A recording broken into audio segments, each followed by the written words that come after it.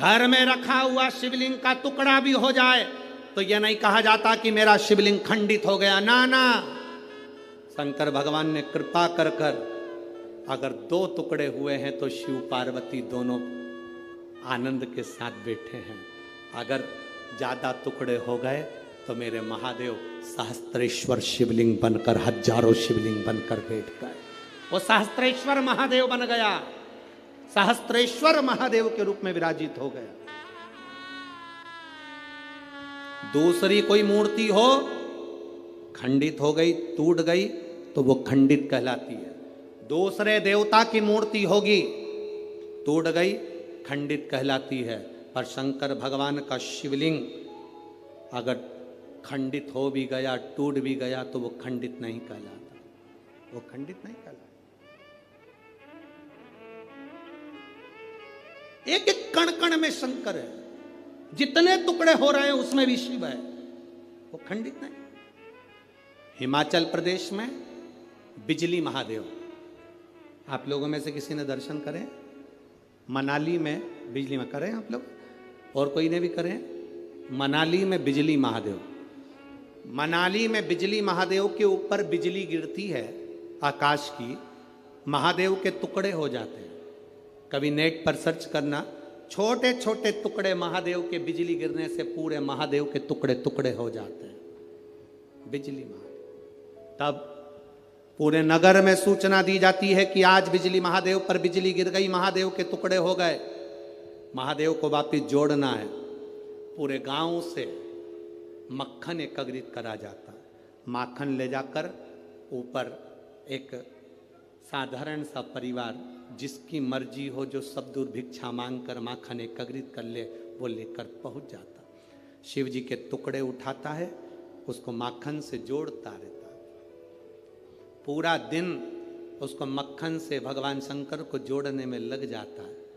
एक लोटा जल देवादिदेव महादेव का नाम लेकर वो डालता है, मक्खन पूरा की पूरा पिघल जाता है, शिवलिंग जुड़ जाता है, वो शिवलिंग वापिस निर्माण हो जाता है। वो बिजली महादेव साल में 2 से 4 बार बिजली महादेव पर बिजली गिरती है, और साल में 4 बार बिजली महादेव टूट कर गिरते हैं। कभी कुल्लू मनाली जाएं तो दर्शन कर कर आना बिजली महादेव का, जिनके टुकड़े टुकड़े हो जाते हैं, तो जोड़ा जाता है, उनको जोड़ते। कभी अगर समय मिले आपके पास में तो कभी स्मरण करिएगा बिजली महादेव। शिव सरल, शिवानंद,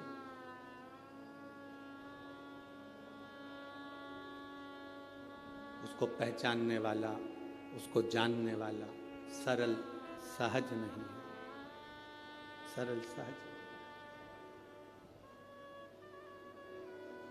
उसको पहचानिए। और जिस समय पर आप जान गए कि शंकर खंडित नहीं होता, जिस समय पर आप जान गए कि शंकर कभी खंडित नहीं होते शिव, और तुम्हारे गले में, तुम्हारे घर में रुद्राक्ष है, उसके टुकड़े हो गए, उसको वापिस जोड़ने का प्रयास करो। वापिस नहीं जोड़ता, उसको एक कपड़े में बांध कर रख लो। शिव, शंकर का शिवलिंग और रुद्राक्ष कभी खंडित नहीं कहलाता, उसका फल उतना की उतना ही होता है, उसका फल उतना की उतना ही रहेगा, उसका बल उतना की उतना रहेगा, वो कभी खंडित नहीं, उसका बल उतना की उतना। इसलिए शंभु शरणे पड़ी मांगू घड़ी दुख का दया करी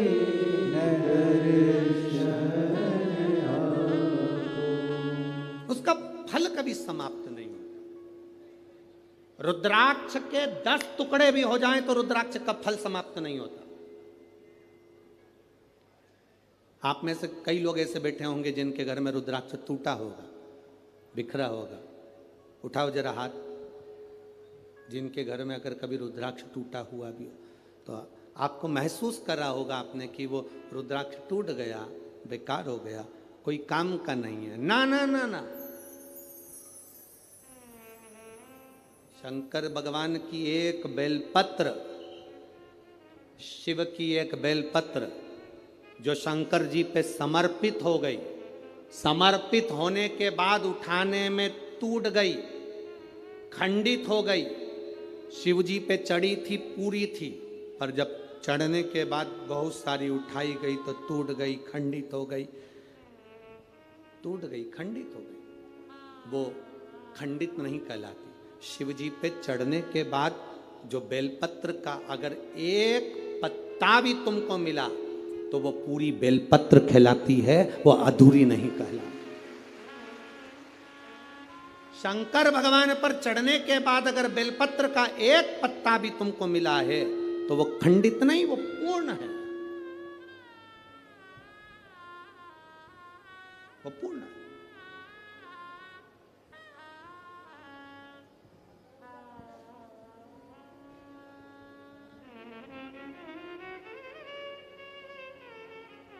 इसीलिए शिव कथा कर रहे हैं।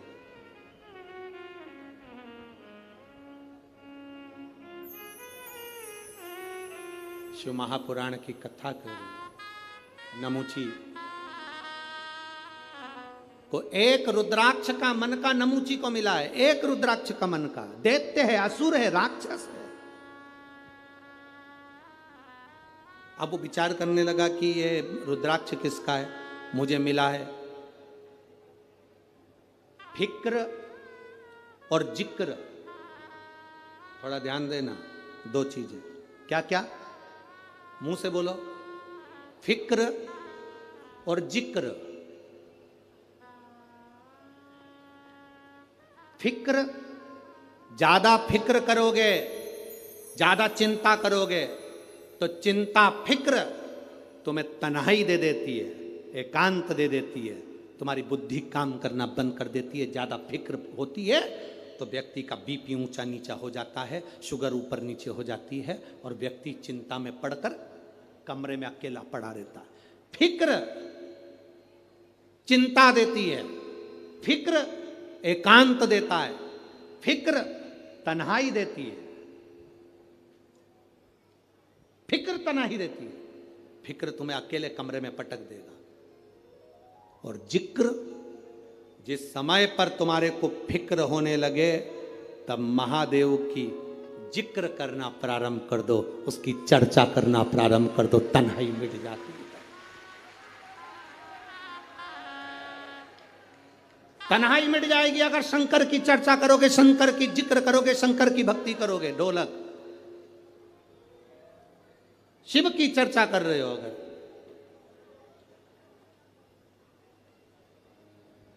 शंकर की अगर चर्चा करो। फिक्र और जिक्र में अंतर है।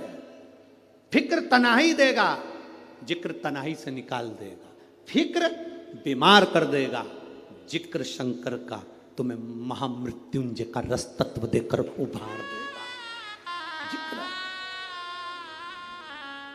आज सबसे बड़ी अगर कुछ बहुत बड़ा अगर टेंशन है ना लोगों को, लोग आज के समय में, अब यहाँ पर बहुत सारे लोग बैठे हैं, हम बात कहेंगे तो लोगों को लगेगा गुरुजी ऐसा बोल देते हैं, पर आज प्रत्येक समाज के व्यक्ति को अपनी अपनी समाज की फिक्र है। जाति में आज के व्यक्ति को बांट दिया गया है। मैं ब्राह्मण, मुझे ब्राह्मण समाज की चिंता है। मैं वैश्य, मुझे वैश्य समाज की चिंता है। मैं क्षत्रिय, मुझे क्षत्रिय समाज की चिंता है। मैं शूद्र समाज की चिंता है। हर व्यक्ति ने आज के समय को जाति में लोगों ने बांट दिया। सबको अपनी अपनी समाज की, अपनी अपनी जाति की चिंता है, पर किसी को मेरे इस धर्म की, सनातन धर्म की चिंता नहीं है कि हम एक हैं। ये ब्राह्मण, ये क्षत्रिय, ये वैश्य, ये शूद्र, हम बांट रहे हैं। अगर तुम्हें फिक्र होना चाहिए तो अपने सनातन धर्म की, अपने धर्म की होना चाहिए।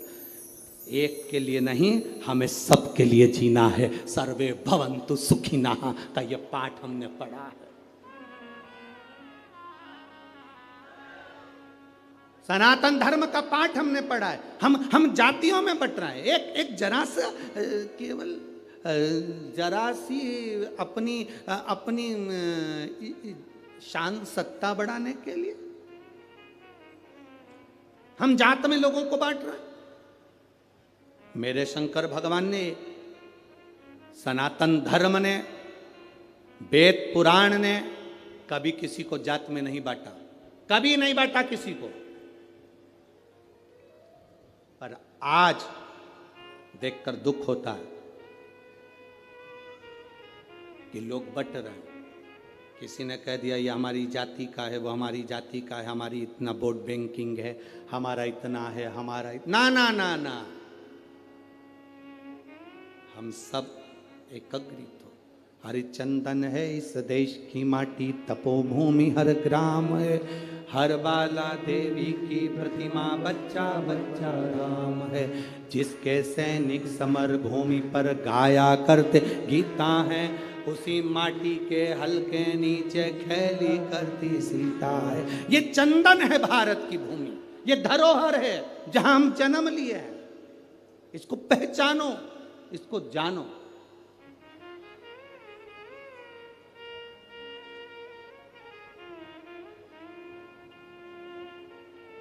देवी जी का दर्शन करा है तुम लोगों ने? अरे बोलो तो जम के, करा है। तलवार है उनके हाथ में, ठीक है। काय पे बैठी हैं? शेर पे। तुम मोटरसाइकिल पे बैठ के इतनी घबरा जाती हो कि कोई तुम्हें घूर के देख ले तो तुम्हारी आंख में आंसू आ जाता है। वो भवानी है, दुर्गा शेर पर बैठी थी। शुंभ और निशुंभ दोनों राक्षसों ने आकर कह दिया था, ए सुंदरी, हम दोनों में से एक से तू शादी कर ले तो बच जाएगी, नहीं तो मर जाएगी। देवी अंदर गई गुफा में, शंकर भगवान से कहा, शुंभ निशुंभ आए हैं दरवाजे पर। तो भगवान शंकर मुस्कुरा कर बोले, तुम मुझसे कहने आई हो, तुम स्त्री हो। एक नारी में आधा शंकर होता है। जब शंकर तुझ में है, शक्ति तुझ में है, शिव तुझ में है, तो तू दुनिया से निपट सकती है। चढ़ जा शेर पर, उठा तलवार, कर संहार। माता पार्वती जी कहती है, मैंने शास्त्र पढ़े हैं मेरे हाथ में, मैं वेद माता भी कहलाती हूं, मैं शास्त्र हाथ में रखती हूं, शस्त्र कैसे उठाऊं? शंकर भगवान कहते हैं, संस्कृति को बचाना है, संस्कारों को बचाना है तो शास्त्र उठाना पड़ेगा, और अपने आप को और सनातन धर्म को बचाना है तो शस्त्र भी उठाना पड़ेगा। ये हमारे को ऊपर निर्भर करता है। हम शास्त्र भी उठा सकते हैं और शस्त्र भी उठा सकते हैं। ये मां जगजननी दुर्गा भवानी का दर्शन करने जाओ तो उस माता को प्रणाम कर कर उससे कह कर आना, माँ जब शास्त्र की जरूरत हो तब मुझे शास्त्र देना, और जब शस्त्र की जरूरत हो ऐसा बल देना, ऐसा शस्त्र देना कि दुनिया के लोग याद रखें, हम याद रखें। शिव शक्ति है, उस भक्ति के बल को हमें बढ़ाना।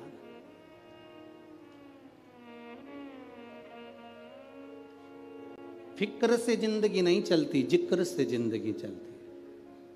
हम फिक्र कर कर कुछ नहीं प्राप्त कर सकते।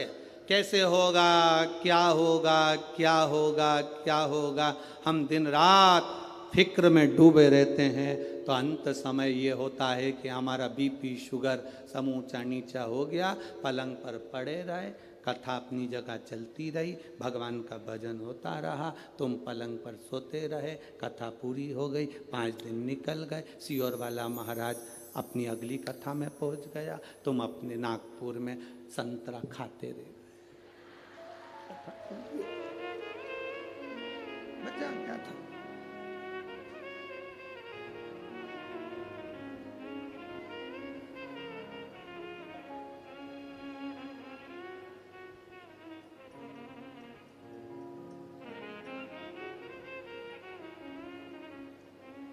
संतरा भी सीख देता है। तुम लोगों ने सीखा कि नहीं सीखा संतरे से पता नहीं, पर संतरा भी सीख देता है। ऊपर का छिलका अच्छे अच्छे को रुला देता है। संतरा भी सीख देता है। अब तुम सीखे कि ना सीखे वो पता नहीं है। और नागपुर वालों, हो मेरी जीजियों और मेरे जीजाओं, बड़े सावधानी से अपनी जिंदगी को जीने का प्रयास करिए। नमूची को एक रुद्राक्ष का मन का मिला है। नमूची को एक रुद्राक्ष का मन का, और वो विचार में पड़ गया कि ये रुद्राक्ष कहां से है। अब उसको चिंता व्याप रही थी, अब उसने चिंता छोड़ दी। अब विचार कर रहा है ये जरूर महादेव का होगा, शंकर जी का होगा। एक बेलपत्री भी रोड पर पड़ी मिल जाए ना तो विचार कर लेना शंकर जी ने दी होगी, कोई भूल गया होगा, शिव जी का है, शंकर का। तुम उसकी चर्चा करो, तुम शंकर का जिक्र करो, तुम अपने गुरु का जिक्र करो, तुम शंकर का जिक्र करो, शंकर तुम्हारा जिक्र करेगा। पार्वती जी शिव जी से पूछती हैं, अपन किसकी कथा सुनने जा रहे हैं? शंकर भगवान कह रहे राम जी की। सीता जी ने राम जी से पूछ लिया, तुम किसकी कथा सुनने जा रहे हो? राम जी बोले शंकर जी की। क्यों? हम जिसकी जिक्र करते हैं, हम जिसकी चिंता करते हैं, हम जिसका भजन करते हैं, हम जिसका नाम लेते हैं, वो हमारा नाम लेता है।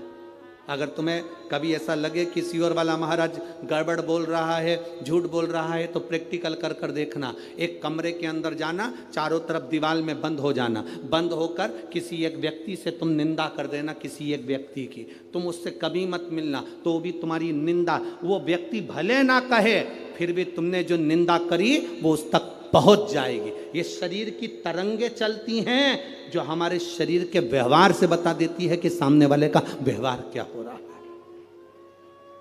सामने वाले का व्यवहार क्या है ये बता देती है। कभी धर्मपत्नी से पूछना, वो कभी पति का मोबाइल नहीं टटोलती, कभी अपने पति के मोबाइल को हाथ नहीं लगाती, कभी भी अपने पति पर ज्यादा ध्यान नहीं देती, पर 5-10 दिन में अंदाजा लगा के बैठ जाती है। 5-10 दिन में अंदाजा लगा, और एक ना एक दिन तो कह देगी तुम्हारे रंग ढंग ठीक नहीं दिख रहा। अब उसने तो कह दिया तुम्हारे रंग ढंग ठीक नहीं दिख रहा। पति तुरंत चिल्ला कर बोला, फालतू की बात मत करा कर मेरे से। क्या कर रहा हूं मैं? जैसे ही चिल्लाकर बोला, पत्नी समझ गई। पत्नी समझ गई। पूरे शरीर पर नमक लगाओ, जलन नहीं होगी, पर कहीं कटा होगा तो जरूर होगी। बस समझ गई, समझ गई वो। पूरे शरीर पर नमक लगाओ, जलन नहीं होगी, पर वो कट लगा है ना, वहां जलन होगी। ये चिल्लाकर बोला, जगदम्बा समझ गई। अब तू समझ जा, तेरा क्या होगा रे कालिया, अब तेरे ऊपर निर्भर है। वो समझ गई।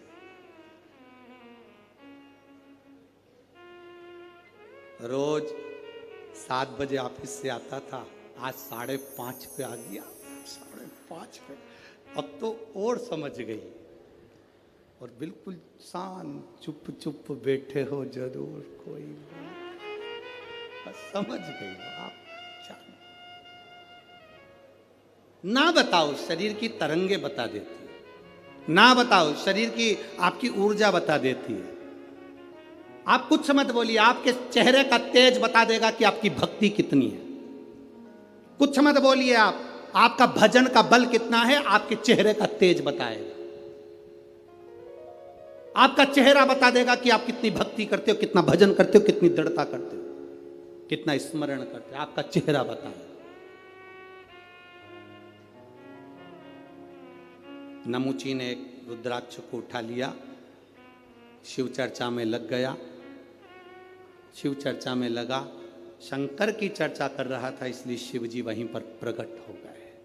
जो शंकर की बात करता है, शंकर जी की चर्चा करता है, शंकर को याद करता है, शंकर का गुणगान करता है, शिव वहां प्रकट हो जाते हैं। आए महादेव, सम्मुख में आ गए, मेरे देवादिदेव महादेव वहां प्रकट हो गए। हे नमुची, मांग तुझे क्या चाहिए। नमुची सोच में पड़ गया, मैं तो ना तप करा, ना साधना करी, ना व्रत करा, ना उपास करा, शिव जी मिल गए। ना कोई व्रत है, ना कोई साधना, ना कोई तप, शंकर मिल गए।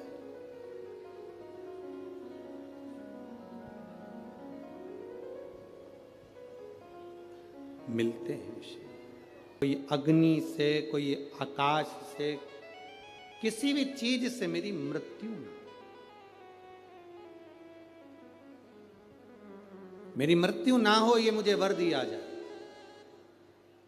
हमने पहले भी कथा में कहा, बादाम खाओगे तो भी मरोगे, नी खाओगे तो भी मरोगे। कथा सुनोगे, बोलते जाओ, तो भी मरोगे, नी सुनोगे तो भी मरोगे।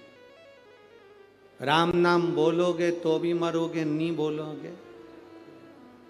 बस अंतर इतना सा है, बिल्ली चूहे को अपने मुंह से पकड़ती है तो रक्त में सराबोर कर देती है, बिल्ली अपने मुख से अपने बच्चे को पकड़ती है तो खून नहीं आता, रक्त नहीं आता, बच्चा मरता नहीं। उसी तरह जो कथा सुनता है, भगवान का भजन करता है, मरता है पर काल में मसा नहीं जाता।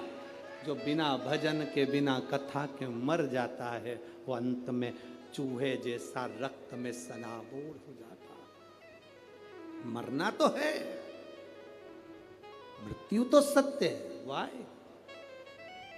मौत कहां से टल सकती है। शिव कथा कह रही है, भगवान शंकर की कथा कर रही है, नमुची तुझे मरना तो पड़ेगा। तो नमुची ने कहा कि ये अस्त्र शस्त्र से मेरी मृत्यु ना हो। शिव जी ने कह दिया तथास्तु, जा। अब नमुची को जब वर मिल गया, जब तक वर नहीं मिलता, जब तक के कोई पद नहीं मिलता, जब तक कोई प्रतिष्ठा नहीं मिलती, जब तक कोई स्थान नहीं मिलता, तब तक व्यक्ति थोड़ा भ्रमण करता रहता है, घूमता रहता है। जैसे आप लोग कथा में आए, आपको जगह नहीं मिलेगी तो आप पहले इधर जाओगे, उधर जाओगे, उधर जाओगे, 1 नंबर दरवाज़ा, 2 नंबर दरवाज़ा, 3 नंबर दरवाज़ा, सब दरवाजे पर घूम लोगे, तब आखिरी में तुम सोचोगे अब जगह वगह तो मिलने वाली नहीं है। फिर किसी पेड़ की छाँव में, जब पंडाल पूरे भरे हुए हैं, दुकानें पूरी भरी हुई है, जगहें पूरी भरी हुई है, तो किसी पेड़ की छाँव में तुम बैठ जाओ, स्थान पाना। अब नमुची को ये वर मिल गया कि अस्त्र शस्त्र से तू नहीं मरेगा, तो नमुची के हाथ में जो रुद्राक्ष था उसने वो फेंक दिया। रुद्राक्ष की माला देवऋषि नारद ने फेंकी थी, बंदर का मुंह लगा था। सुनिए ना कथा, केवल शिवजी ने रुद्राक्ष की माला दी थी और देवऋषि नारद ने ये कहकर फेंक दी, इससे मुझे क्या करना, उठाकर फेंक दी। बंदर का मुख लग गया। भगवान नारायण ने जरा सी निंदा सुन ली थी शंकर जी की, भगवान विष्णु ने थोड़ी सी निंदा शंकर जी की सुन ली थी, तो उनको घोड़े का मुंह लगा था, हयग्रीव अवतार हुआ था। केवल निंदा सुनी थी शंकर भगवान की तो घोड़े का मुख लग गया। नारद जी ने शंकर की निंदा करी, रुद्राक्ष की माला फेंकी तो बंदर का मुख लग गया। शिव को जो जानता नहीं है वो बाद में पछताता। औरंत समय प्रभु आना पड़े। आप भी बोलिए, जिसको आता है सब बोला करो साथ में। अंत समय प्रभु आना पड़ेगा, वचन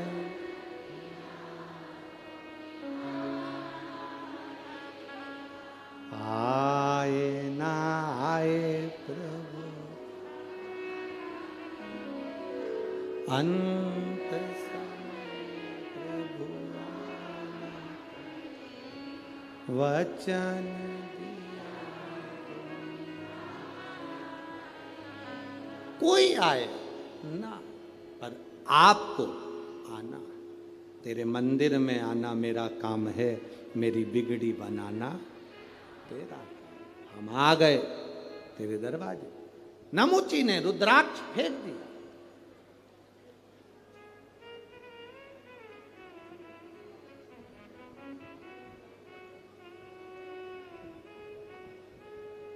एक बेलपत्र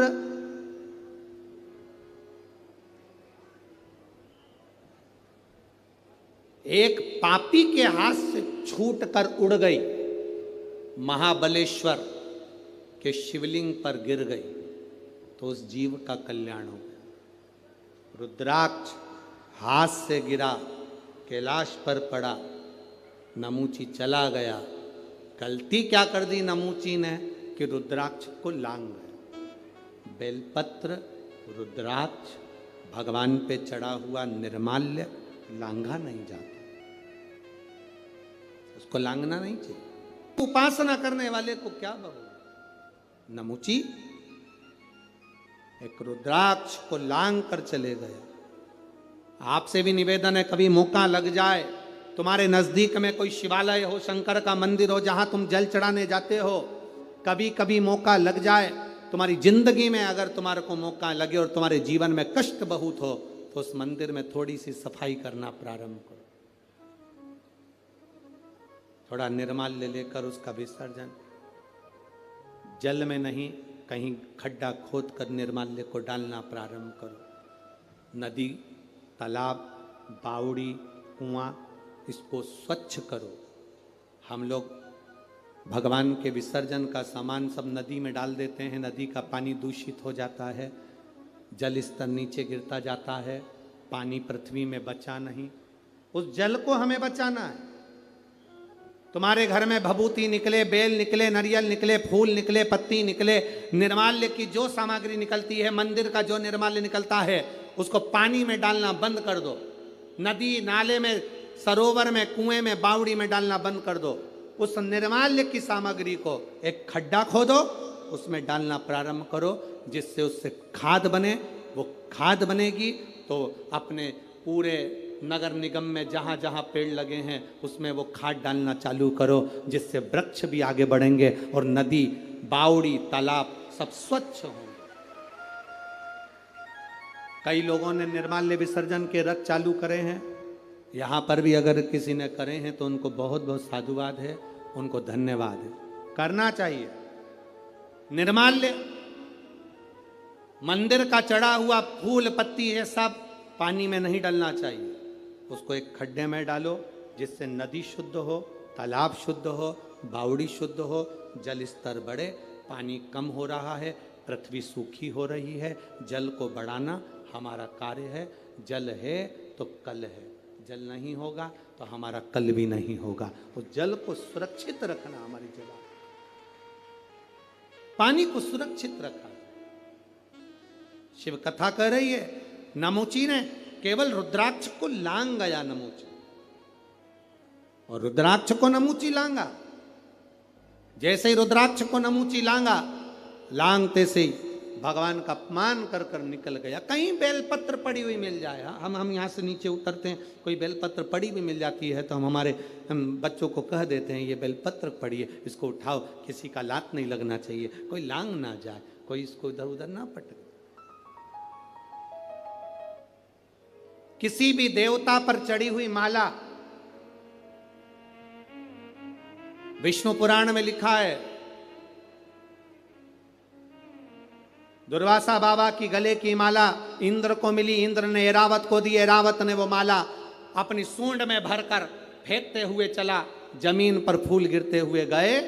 भगवान तभी क्रोध में आ गए और उसी समय पर दुर्वासा बाबा का श्राप मिला। भगवान पर चढ़ा हुआ पत्र पुष्प, भगवान पर चढ़ी हुई एक बेलपत्र भी जमीन पर नहीं गिरना चाहिए, उसको उठा लो, कहीं पड़ी भी है तो उसको उठाकर मस्तक से लगा लो। प्रयास करो उसको संभालने।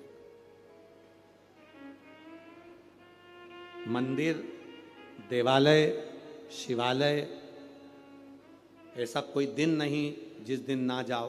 प्रयास करा करो हम भगवान शंकर के मंदिर जरूर जाएं, शिव जी को एक लोटा जल जरूर चढ़ाएं।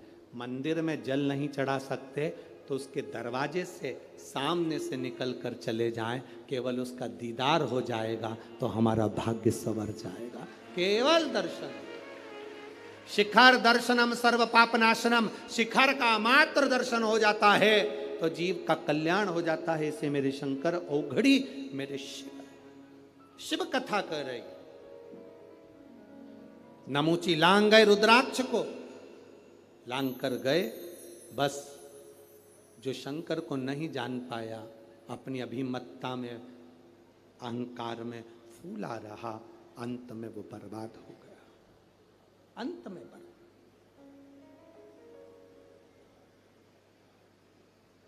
जीव नरक। शिव कथा कहती है जिस अमृत को पाने के लिए देवता तरसते हैं, जिस अमृत को पाने के लिए संसार तरसता है, वो अमृत शिव महापुराण की कथा में रोज बरसता है, प्रतिदिन बरसता है। उसको पीना है हमको, उसको धारण करना है हमको, उसको ग्रहण करना है हमको, उस अमृत को हमें पाना।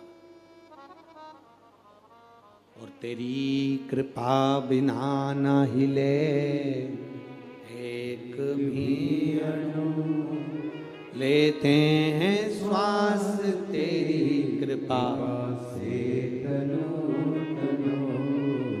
बखान क्या करूं मैं राखों के ढेर का, चपटी भगोद में है खजाना कुबेर का।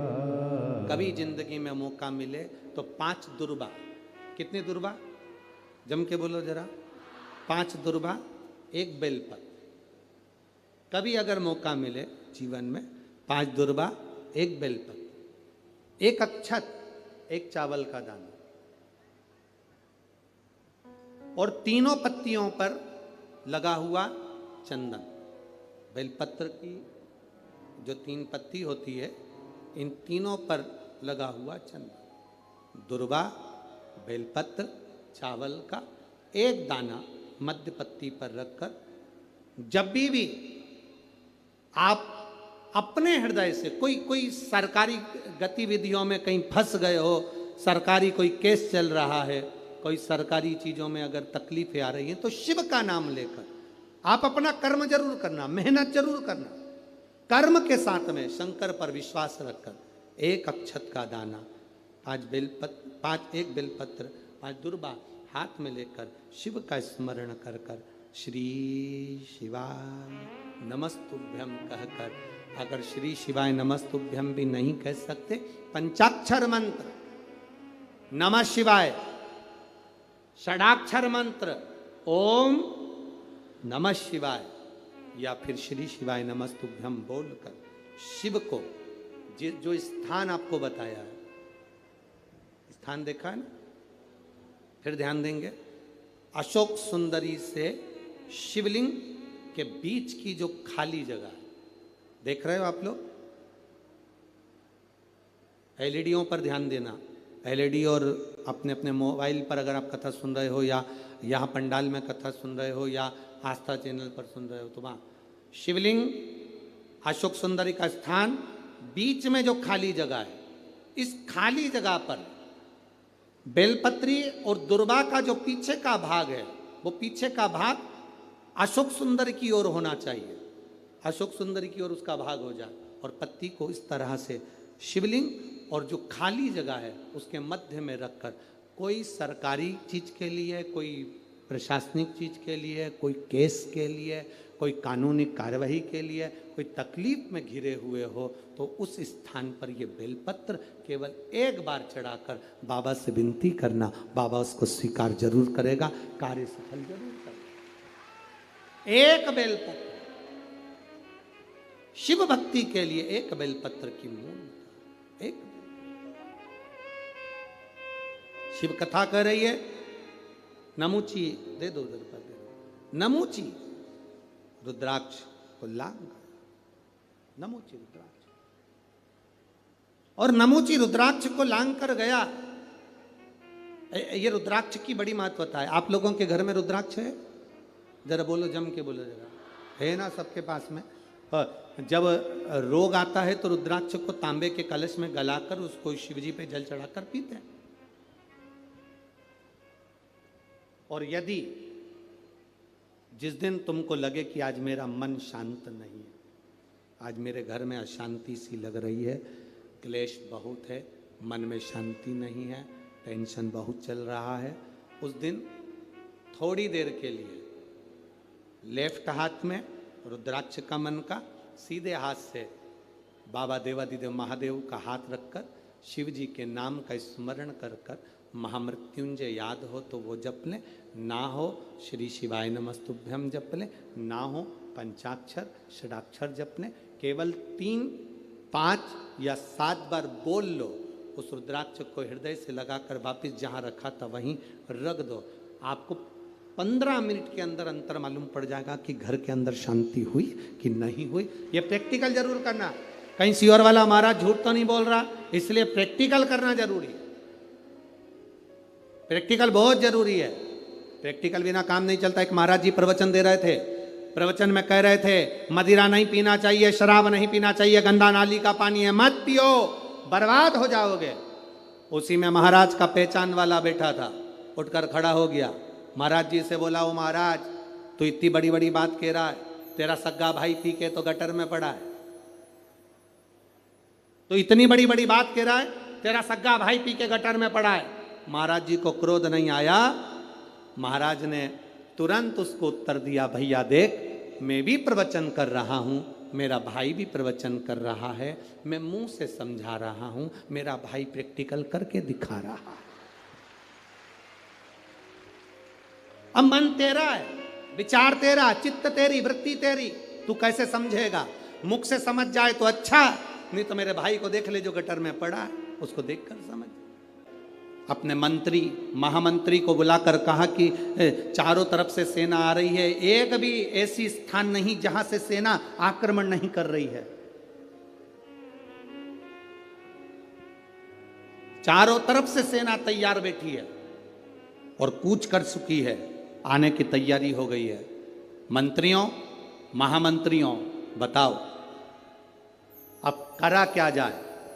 आप ये बताओ, अपनी सेना में बल कितना है, कितने सैनिक, कितने घुड़सवार, कितने शस्त्रधारी सशस्त्रधारी, कितने कितने सैनिक है हमारे पास में? मंत्री और महामंत्री ने हाथ जोड़कर मां अहिल्याबाई होलकर जी से कहा, मां अहिल्याबाई होलकर से कहा, महारानी जी, महारानी जी आपको एक बात कहना चाहते हैं, अगर हमारे सैनिक युद्ध लड़ें तो एक तरफ से आने वाली सेना से युद्ध लड़ सकते हैं, पर 3 तरफ से आने वाली सेना के बराबर हमारे पास सैनिक भी नहीं है।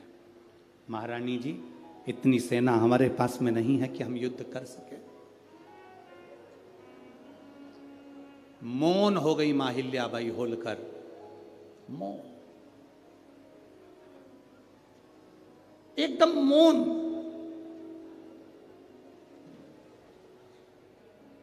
मां अहिल्याबाई होलकर एकदम मौन हो गई। अकेली रथ में बैठकर मां अहिल्याबाई होलकर मां रेवा के तट पर, नर्मदा जी के तट पर, महेश्वर की पावन धरा पर पहुंच गई। मां रेवा के घाट पर मां अहिल्याबाई होलकर ने बैठकर मां रेवा के हाथ जोड़े, नर्मदा जी के हाथ जोड़कर कहा, मां नर्मदा, रेवा तू शंकर की पुत्री है, मैं आज तुझसे बल मांगने के लिए आई हूं, आज तू मुझे बल दे दे। रेवा, मां नर्मदा, तू मुझे बल दे। वहीं से मां अहिल्याबाई होलकर चली, अंदर पहुंची अपने पूजा स्थल पर।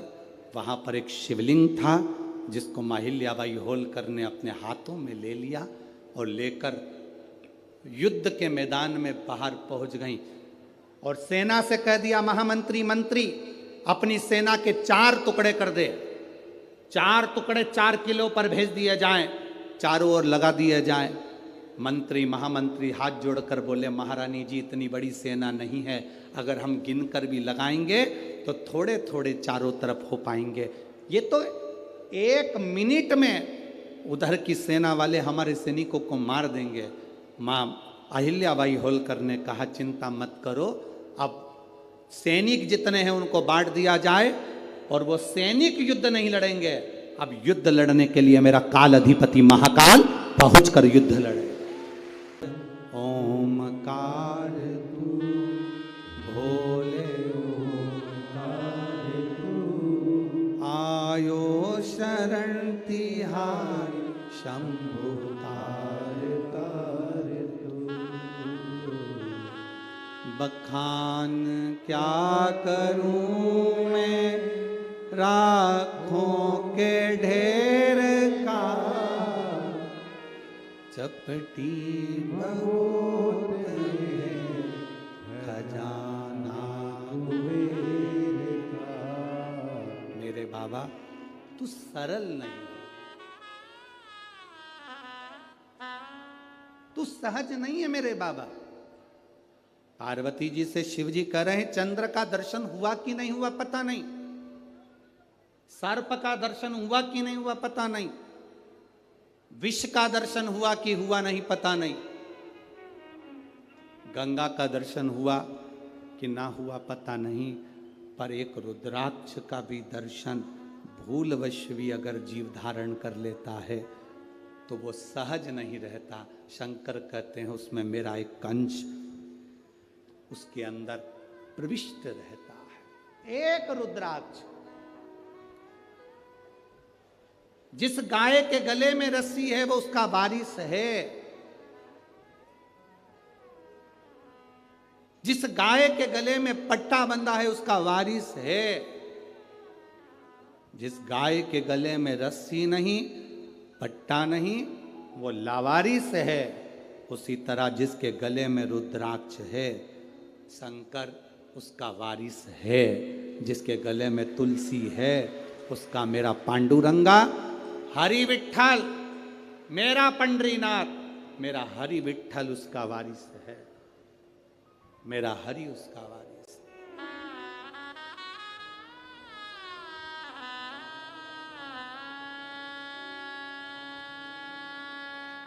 उसका वारिस कहलाएगा।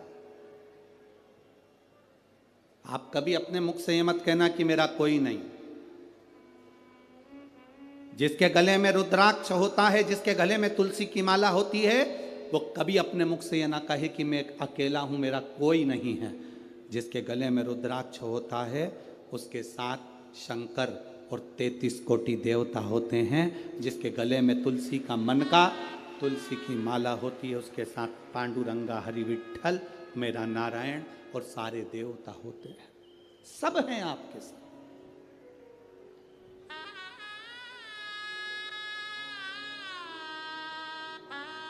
बस एक बात अपने अंदर उतार कर रखना, चाहे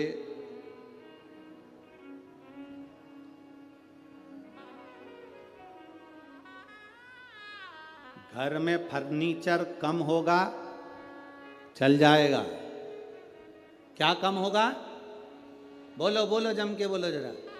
फर्नीचर, घर में फर्नीचर कम होगा चलेगा, पर आपके नेचर कम होगा नहीं चलेगा। नेचर प्रबल रखिए।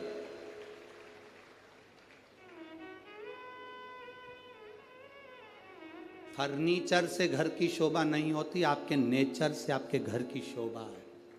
आप क्या नेचर रखते हो, आपका व्यवहार क्या रखते हो, आपके चेहरे पर कितनी स्माइल है, आपके चेहरे पर कितनी मुस्कान है, आपके बोलने का तरीका क्या है, आपके अंदर कितनी नम्रता है, वो देखा जाता है।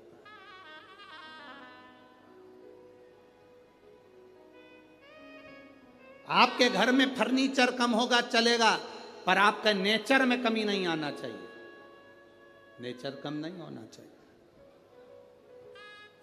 जितनी नम्रता दे सकते हो, जितनी करुणता दे सकते हो उतनी दीजिए, जितना प्रेम रख सकते हो उतना दीजिए।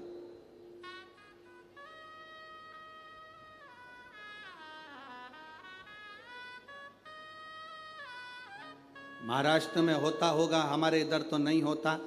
महाराष्ट्र में हमने देखा भी नहीं। यहाँ पर जमीन कड़ली हो जाती है, बहुत कठोर हो जाती है, उसमें बीज डालोगे तो उग जाएगा क्या? अरे बोलो तो जम के नहीं। फिर तो तुम भी हमारे उधर के हो गए। हमारे यहाँ की जमीन को नरम करा जाता है, हल चलाया जाता है, बखर चलाया जाता है, जमीन को नरम करा जाता है। जमीन जितनी नर्म होती है उसमें बीज कैसा भी डाल दिया जाए उग जाता है, पौधा लग जाता है।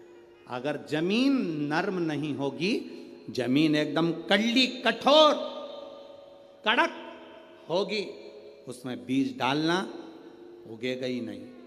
कितना भी पानी डालकर देख लेना, उगेगा ही नहीं। जमीन का नरम होना बीज को पैदा करता है। आपका नरम होना अपने भीतर भक्ति को पैदा करता है, भक्ति के बल को पैदा करता है।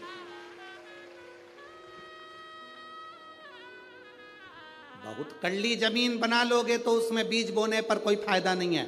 फसल में पानी दे दो, खाद डाल दो, दवाई डाल दो, कोई फर्क नहीं पड़ता, बीज नहीं उगेगा, क्योंकि जमीन कड़ली थी।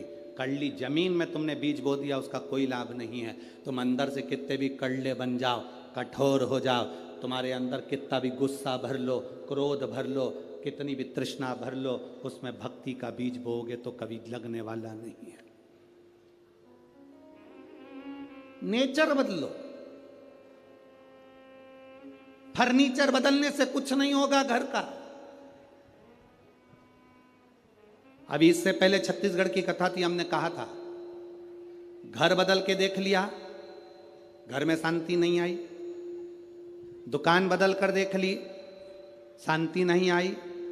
व्यापार बदल कर देख लिया, शांति नहीं आई। गाड़ी बदल कर देख ली, शांति नहीं आई।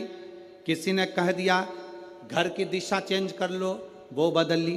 किसी ने कहा बाथरूम बदल लो, कोई ने कहा सीढ़ी बदल लो, कोई ने कहा रसोई घर बदल लो, कोई ने कहा दुकान बदल लो, कोई ने कहा व्यापार बदल लो, कोई ने कहा गाड़ी बदल लो, कोई ने कहा पहनने का तरीका बदल लो, कोई ने कहा कपड़े बदल लो। सब कुछ बदल कर देख लिया, कुछ फायदा नहीं हुआ।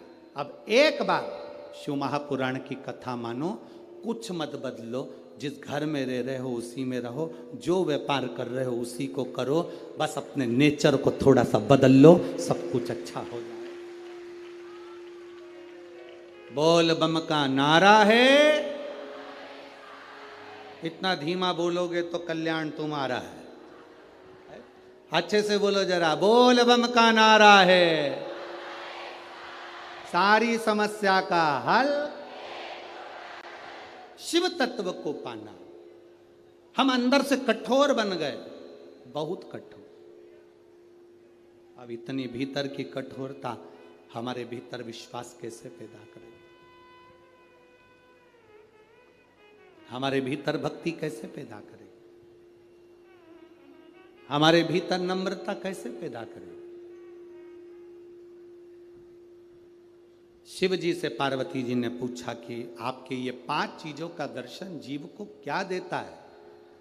शंकर भगवान कहते हैं इन 5 का दर्शन आप कर पाए ना कर पाए, केवल एक दर्शन भी अगर आपने कर लिया। काय का दर्शन? जम के बोलो जरा, रुद्राक्ष। महिलाएं पूछती हैं क्या रुद्राक्ष स्त्री पहन सकती है? क्यों नहीं?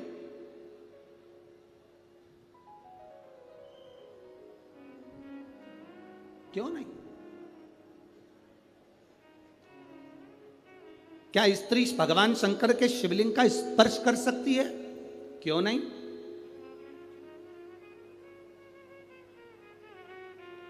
बस रजस्वला धर्म के समय पर स्पर्श ना करें, रजस्वला धर्म के समय पर भगवान को छुएं ना, मंदिर देवालय शिवालय ना जाए। रजस्वला धर्म के समय पर भगवान के मंत्र का जाप करना नहीं छोड़ना, भगवान का नाम लेना नहीं छोड़ना। कोई ने कहा गुरुजी हमने तो सुना है कि रजस्वला धर्म के समय पर नारी भगवान का नाम भी नहीं ले सकती।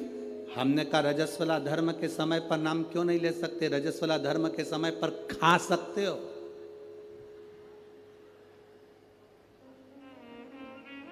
मोबाइल चला सकते हो, सेल्फी ले सकते हो, तो फिर भगवान का नाम क्यों नहीं ले सकते? कौन सी पुराण में लिखा है कि रजस्वला धर्म के समय पर भगवान का भजन नहीं करना चाहिए या नाम नहीं लेना चाहिए? रजस्वला धर्म के समय पर मालूम पड़े अगर कोई व्यक्ति मर रहा हो और प्राण छूट रहे हो, तो क्या वो भगवान का नाम नहीं लेगा? उसके मुख से भजन नहीं निकलेगा? अरे अंत समय प्रभु आना पड़ेगा, वचन दिया तो निभाना पड़ेगा। आए ना आए प्रभु कुटुंब कबीरा, अंत समय प्रभु आना पड़ेगा, वचन दिया तो निभाना पड़ेगा। अंत समय प्रभु आना पड़ेगा। शिव कथा कर रही है अंत समय में कौन सी घड़ी हमारी आखिरी है, कौन सा पल हमारा आखिरी है, कौन सा समय हमारा आखिरी है, किसको मालूम है साहब? किसको पता है? किसको मालूम?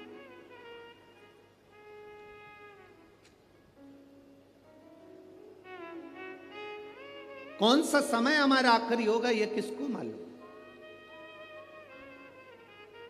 महाभारत के शाल्य पर्व में अध्याय नंबर 43 में, अध्याय नंबर 43 के 21 से लेकर 39 श्लोक में नमूची नाम के एक असुर का वर्णन आता है।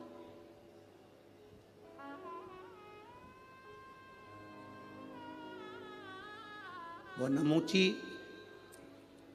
जिसका नाम था नमूची, एक ऐसा दैत्य नमूची जिसके भाई थे शुंभ और निशुंभ, जिसका भाई था मय दानव, जिसका भाई था रंभ और करम्भ। शुंभ निशुंभ का भाई नमूची।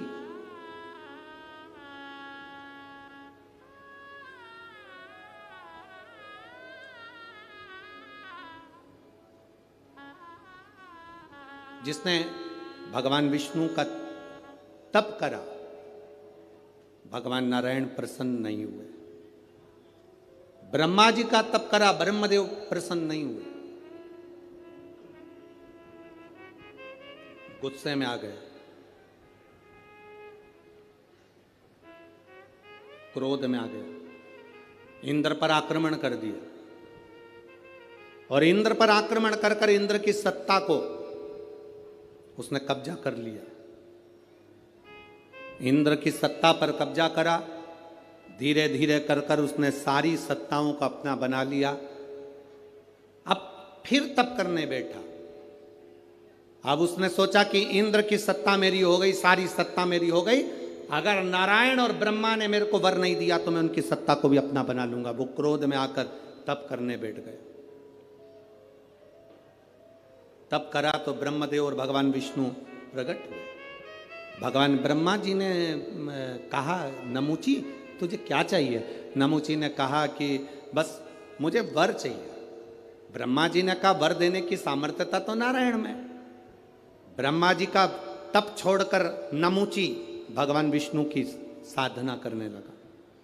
भगवान नारायण की साधना करते करते भगवान नारायण प्रकट हो गए और भगवान नारायण ने प्रकट होकर पूछा, नमुची तुझे क्या चाहिए? नमुची कहता है बस मैं आपसे वर मांगना चाहता हूँ। इतने में भगवान विष्णु ने सोचा कि अगर मैं नमुची को वर दे दूंगा और ये क्या मांग लेगा पता नहीं।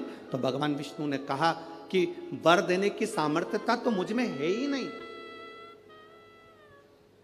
वर तो महादेव दे सकते हैं।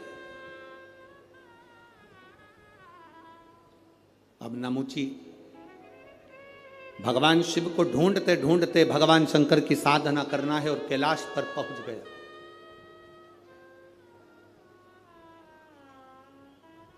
शुंभ निशुंभ का भाई, वो शुंभ निशुंभ जिसको मां दुर्गा ने मारा, वो शुंभ निशुंभ जिसका संहार मां देवी ने करा।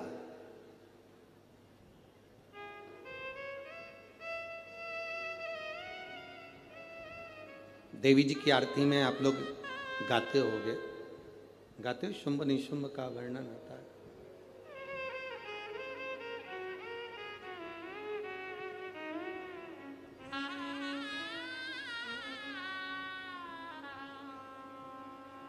महाराज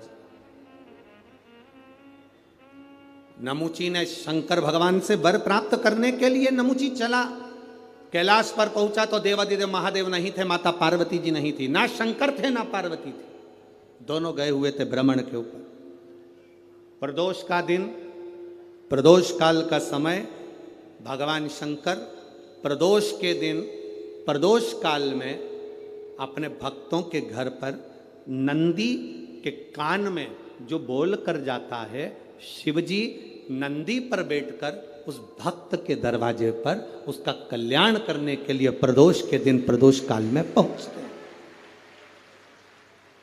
हर हर प्रदोष के दिन प्रदोष काल में देवादिदेव महादेव उस शंकर के भक्त के घर जाते हैं जो भगवान नंदीश्वर के कान में कहकर जाता, नंदी के कान में जिसने कहा।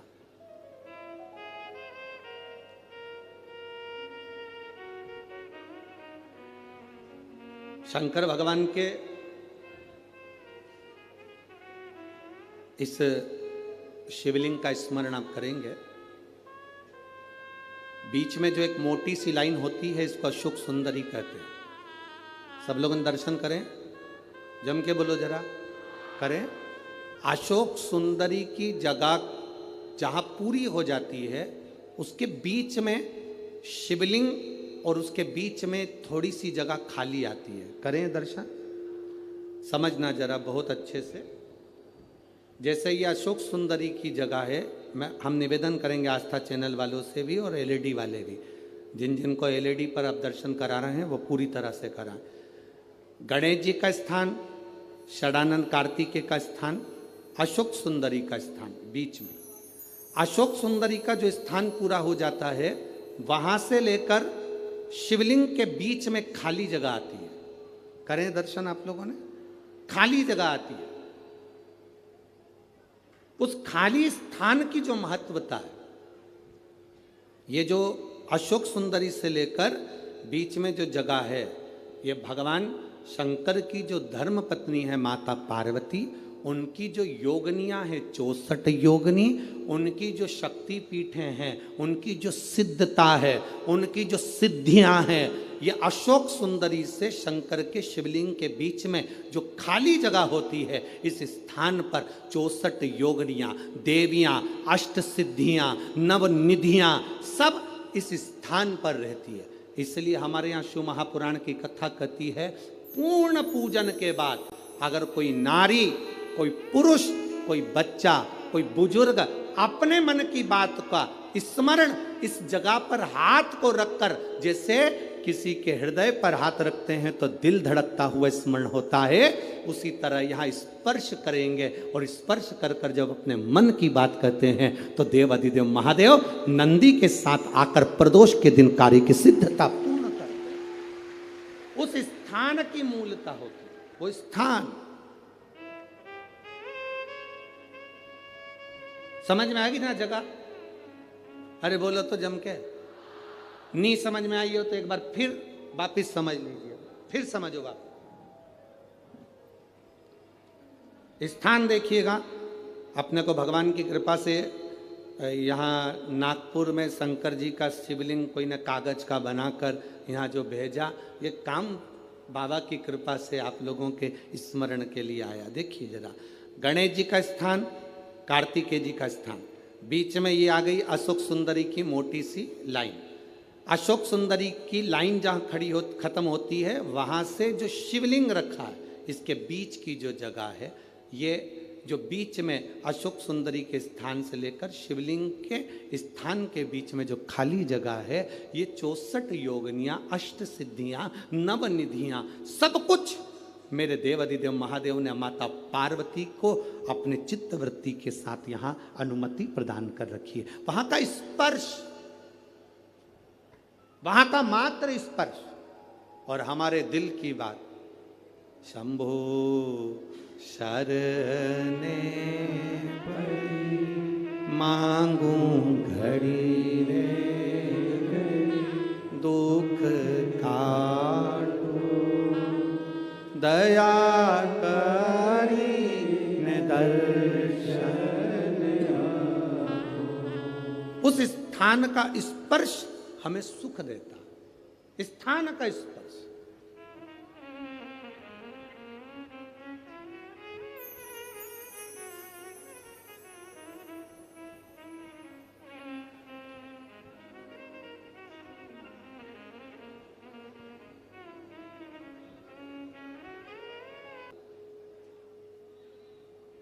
हमारे जीवन के अंतर्गत कुछ स्थान ऐसे होते हैं जिन स्थानों की महत्वता। अब आप लोगों को अगर बोलें और आप उसका स्मरण, जैसे आपको कहा कि शिवलिंग के यहाँ स्थान है जिसकी मूलता, भागवत जी हो ना, अगर कहीं भागवत हो रही हो, राम कथा हो रही हो, तो तुम व्यासपीठ के चारों तरफ कहीं पर भी घूम लो, फिर लो, तुम्हारी मर्जी, तुम्हारा मन। पर शिव महापुराण की कथा जब चलती है, व्यास जी महाराज अगर शिव महापुराण के इस व्यास पीठ पर, कोई भी व्यास जी अगर शिव पुराण की पीठ पर बैठ गए, कथा चालू हो चाहे ना हो, अगर व्यास पीठ पर, शिव पुराण की पीठ पर बैठ गए, तो जहां भक्त बैठते हैं उसके सामने, इस व्यास पीठ के ठीक सामने नंदी का स्थान हो जाता है। नंदी के स्थान को चाहे जजमान हो, चाहे कोई मंत्री हो, चाहे कोई मिनिस्टर हो, चाहे कोई कलंत्री हो, उसको भी यहाँ से वहाँ सामने से हम निकलने नहीं देते। क्यों? क्योंकि वो निकल तो जाता है पर बाद में उसको कष्ट भोगना पड़ता है। इसलिए हम मना करते हैं, इधर से मत जाना, आगे मत जाना, इधर से जाओ, पीछे से जाओ, इधर से पहुंचो, सम्मुख मत जाइए। जितनी दूरी बनती है इस व्यासपीठ के सम्मुख में।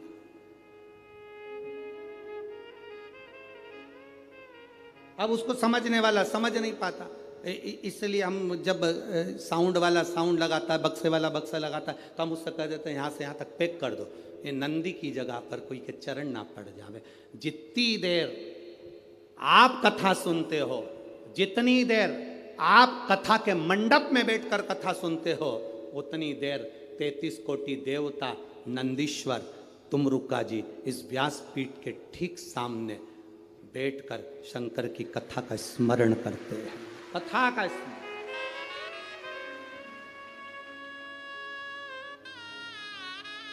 उतनी देर शिव भक्ति का स्मरण वो कर रहे होते हैं। एक चित्त वृत्ति में वो चित्त वृत्ति। कई कैमरे वाले ऐसे होते हैं, फोटो खींचने वाले होते हैं, हम उन्होंने अभी तक शिव पुराण में कभी गए नहीं होते हैं।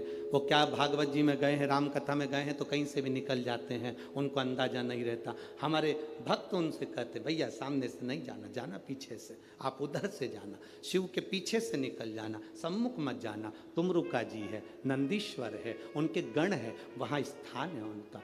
जितनी देर व्यासपीठ पर व्यास जी बैठा है उतनी देर तक वो स्थान मूल है।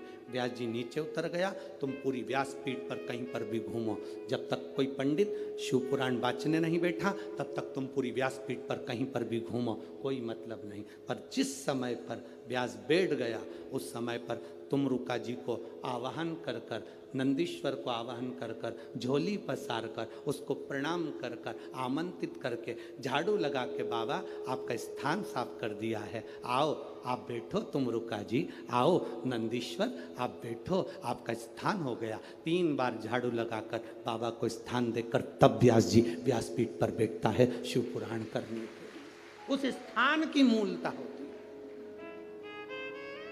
क्यों व्यासपीठ से कहते हैं कि उठकर जाओ, तुम्हारे शरीर में कैसा भी रोग हो, कितना भी रोग हो, श्री शिवाय नमस्तुभ्यम जिस जगह पर बैठकर तुम कह रहे हो उस भूमि की रज को केवल स्पर्श कर कर जाना और 3 महीने में हमको बताना कि बाबा ने तुमको हाथ पकड़ा कि नहीं पकड़ा, साधा कि नहीं साधा। ये पत्रों का जो ढेर है, ये इतने पत्र एक दिन में आ रहे हैं, इन पत्रों को तो हम पढ़ भी नहीं पाते। आपके पास फुर्सत हो तो इन पत्रों को ले जाना, इसमें मोबाइल नंबर और एड्रेस सब है, और उनके घर जाकर पूछना कि बाबा ने तुमको 3 महीने में दिया कि नहीं दिया। ये उसकी कृपा, ये उसकी उदारता। तुम कहीं पर भी बैठे हो, हम तुम्हें नजर आ रहे नहीं आ रहे, हम तुम्हें दिख रहे ना दिख रहे, तुम दुकान पर बैठे हो, रोड पर बैठे हो, गली में बैठे हो, मोहल्ले में बैठे हो, जहां तक तुम्हें आवाज जा रही है, चाहे माइक कहीं तक लगे हैं, चोंगे कहीं तक लगे हैं, जहां आवाज जा रही है वहां तक अगर आप कथा सुन रहे हो, मतलब तुम्हारे चित्त वृत्ति में शिव समाया है। वो कृपा करेगा, निश्चित है तेरी झोली भरेगा, वो निश्चित है। खाली न जाता कोई दर से तुम्हारे, खाली न जाता कोई दर से तुम्हारे, मैं भी खड़ी हूँ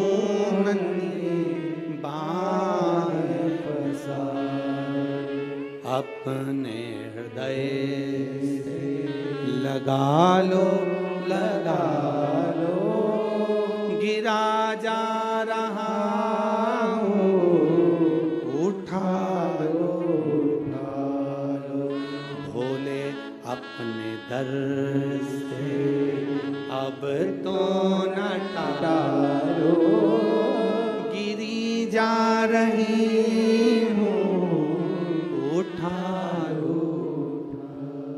ये समझना हमको है, शंकर के एक एक भाव को समझना हमको है, शिव की भक्ति का क्या फल है, शंकर की कथा सुनने के बाद हमें क्या मिलता है, ये तो सियोर वाला महाराज भी नहीं जानता, पर इतना जरूर जानता है कि झोली कभी खाली नहीं रहती, ये निश्चित है।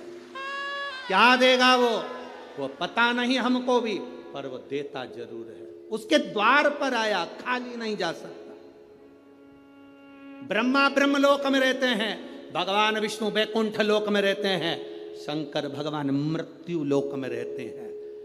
जो बहू पूना में रह रही है और तुम नागपुर में रह रहे हो, तुम्हारी तबीयत खराब होगी तो पूना वाली इतनी जल्दी नहीं आएगी, जो बहू तुम्हारे पास रह रही होगी वो दौड़ कर आ जाएगी। उसी तरह ब्रह्मा ब्रह्मलोक में, भगवान विष्णु वैकुंठ लोक में, इंद्र इंद्र लोक में रहते हैं, देवता देवलोक में रहते हैं, पितर पितर लोक में रहते हैं, मेरा शंकर इस भूमंडल पर रहता है। बुलाओगे दौड़ कर आएगा, तुरंत आएगा। वो कैलाश अधिपति शंकर है, जो कंकर में बसा हुआ है। उसको जिसने पहचान लिया वो जिंदगी में सब कुछ पा गया। जो अहंकार में फूल गया, अपनी अभिमत्ता में फूल गया, अपने अहम में फूल गया, एक दिन ककड़ी और भुट्टे की तरह कटकर बाहर फेंका गया। अपनी अभिमत्ता को त्याग कर जिसने शिव को जान लिया उसकी जिंदगी संवर गई है। जिसने पहचान लिया देवाधिदेव महादेव, जो जान गया शंकर को, उसकी जिंदगी बन गई। जो नहीं जाना वो गया, वो गया। कितने दिन की शिव पुराण थी नागपुर में? अरे बोलो तो जम के 5 दिन की। आज कौन सा दिन हो गया? तीसरा। कल चौथा, परसों पांचवा, कल के दिन भी यही 2 बजे से 5 बजे तक कथा हो जाएगी। परसों के दिन सवेरे 8 बजे से 11 बजे तक कथा पूरी हो जाएगी। टीवी पर 2 बजे से 5 बजे तक आ जाएगी। 11 बजे जो यहाँ सुनने वाले हैं वो सवेरे सुनेंगे, अपने अपने घर चले जाएंगे।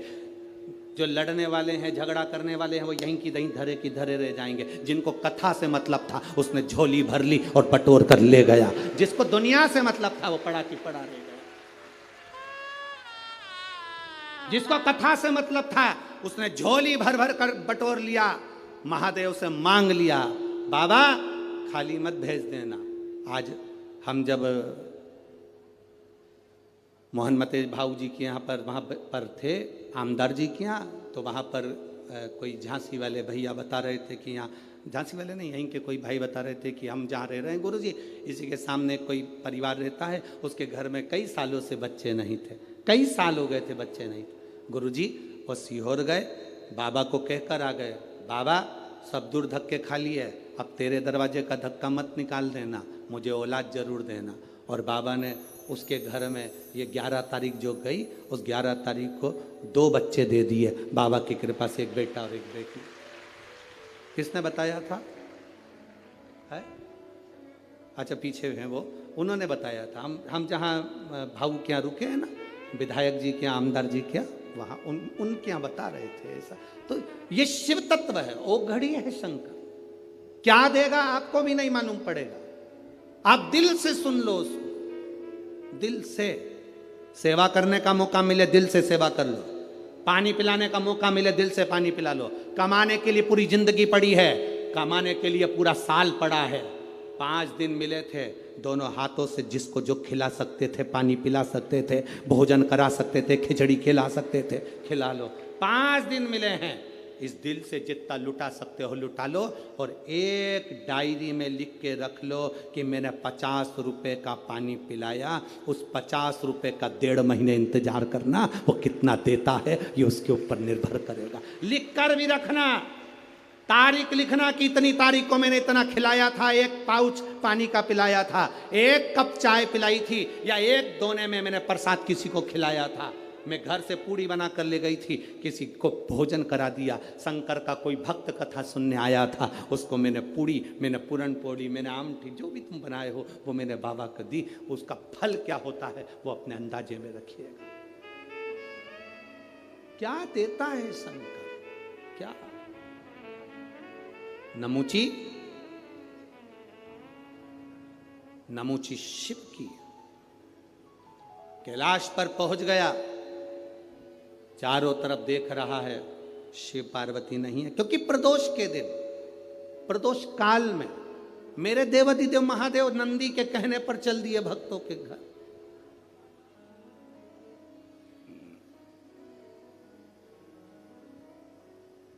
प्रदोष काल, प्रदोष के दिन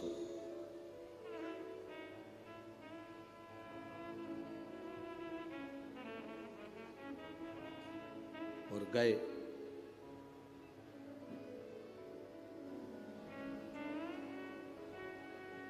नमूची ने वहां पहुंचकर क्या देखा कि शंकर भगवान तो नहीं है, पार्वती भी नहीं है, गणेश भी नहीं है, षडानंद कार्तिकेय भी नहीं है।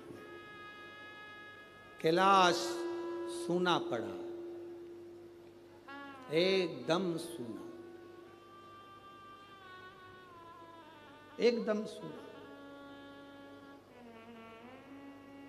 नमूची ने देखा कि एक रुद्राक्ष का मन का, शिव जी के गले में जो मन के पड़े थे, शंकर के गले में जो माला पड़ी थी, उसमें से रुद्राक्ष का मन का भूमि पर पड़ा था। एक मन का, एक मन का। कभी कभी कुबेरेश्वर धाम से आया हुआ रुद्राक्ष हो, या तुम्हारे घर में रखा हुआ रुद्राक्ष हो, या गले में पड़ा हुआ रुद्राक्ष हो, बीच में से चटक जाता है, फट जाता है, टूट जाता है, अंदाजा लगाना कोई विपदा की घड़ी तेरे ऊपर आने वाली थी, तेरे घर पर आने वाली थी। देवाधिदेव महादेव ने अपने ऊपर झेल ली, टूट गया, टूट गया।